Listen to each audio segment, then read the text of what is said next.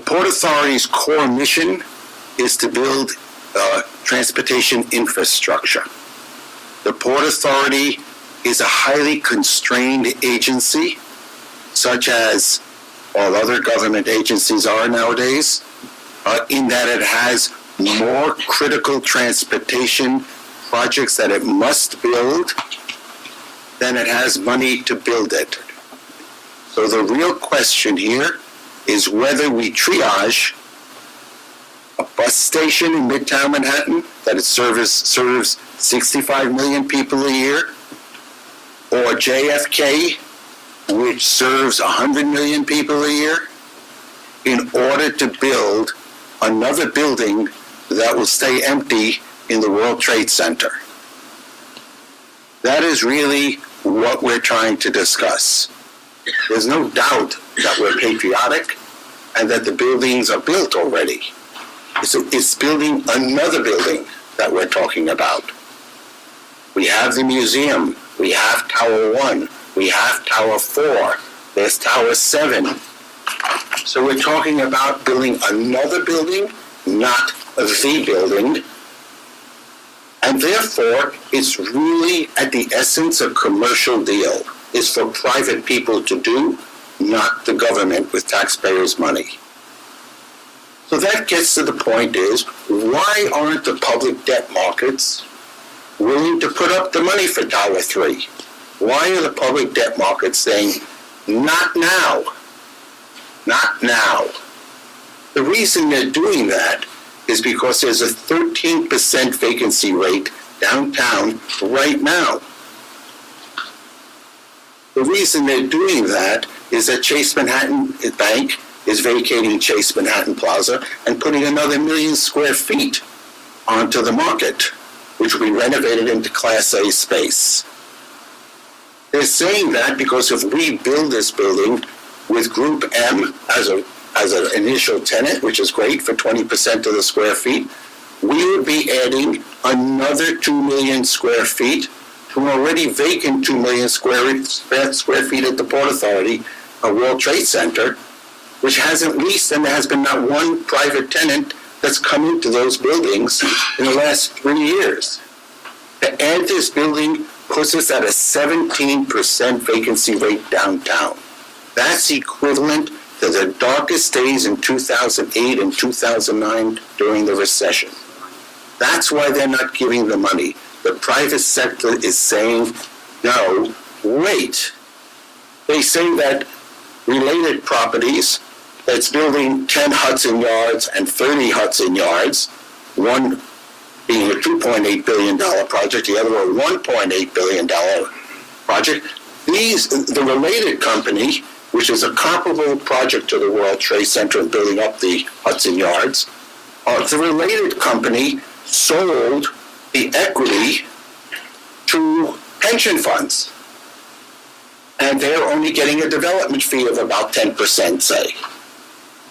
So the question is, why is the government, why are the taxpayers, the toll payers, the airport users, why are they paying to finance Larry Silverstein when every one of his peers is financing its projects in much better market areas of the city with 100% equity?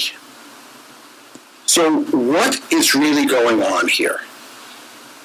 The commissioners are being asked to take tolls and fees that are going through our balance sheet that provides the capacity of credit that is supposed to go for building transportation.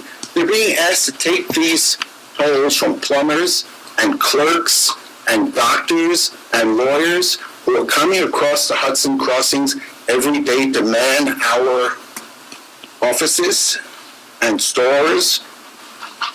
And they're asking those people to subsidize a multi-billionaire developer so he doesn't have to give up his equity in order to finance it, the same as all of his peers are doing in every other project that is being built in New York City. So I'm saying it's this simple. It's this obscene I urge the commissioners to reject the scandalous overreach into the public cookie jar. I am 100% certain that this building will be built with private money if Silverstein is willing to give up his equity and take a developer's fee or pay or a big portion of it himself. He's in the same financial condition as the Port Authority. He could put up his buildings just the way Macklow put up his buildings when he built the GM building. Of course, he lost the buildings when the GM building didn't succeed as he wanted it to.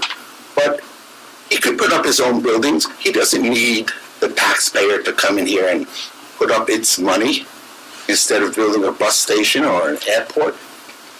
This makes absolutely no sense.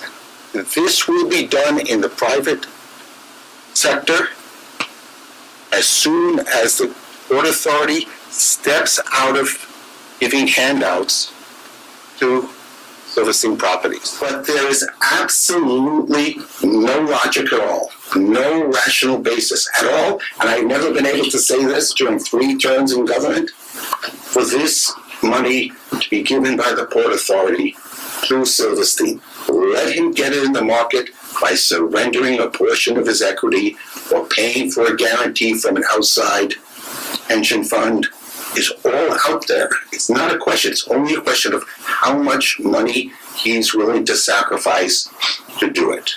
Thank you.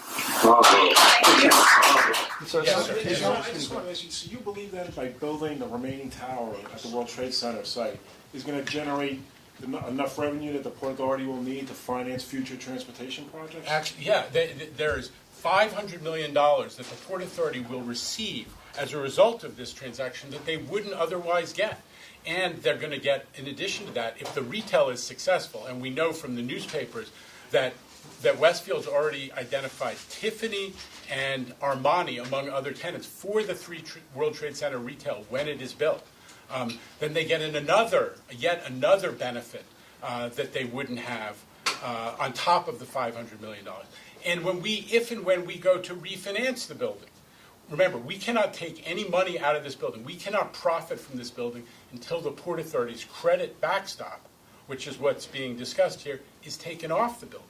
So when that credit backstop is taken off the building and the refinancing is done, the Port Authority gets another huge chunk of whatever benefit or profits exist. So there are huge benefits to the Port Authority economically.